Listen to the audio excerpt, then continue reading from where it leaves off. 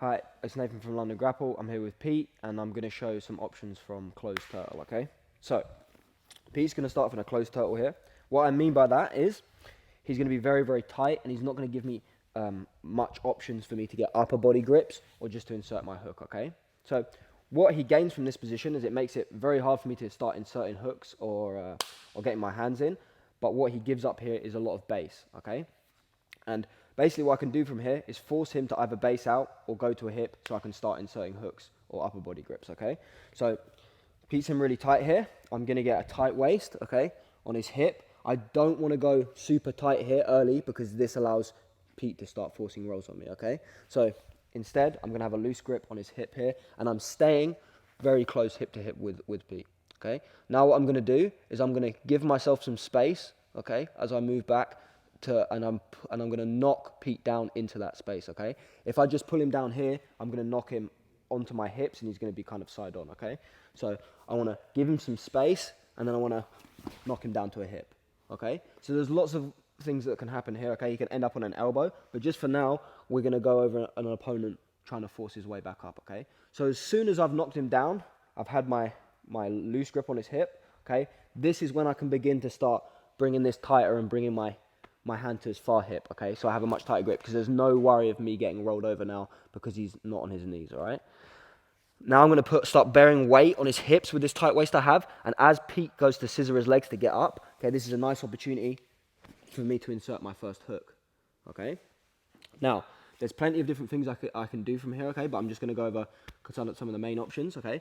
So what I can do from here is I can begin to re-knock Pete down with this grip on his hip. Now I have the first hook in, okay, I can start knocking him down to his hip, looking to get a grip of his shoulder, locking up my head and arm, and then looking to insert my second hook, okay? Also from here, okay, if the guy realizes he's been knocked down to his hip once, okay, now he decides to open his turtle up and keep base, okay? So now his legs open. There's a lot more base now. I can't re-knock him down, but it makes it a lot easier for me to insert my second hook. So from here, I'll switch from having a tight waist to a thigh pry, okay? So my hand's cupping Pete's hamstring. Now I'm just going to throw my second hook in towards my wrist, and now I have both hooks in, okay?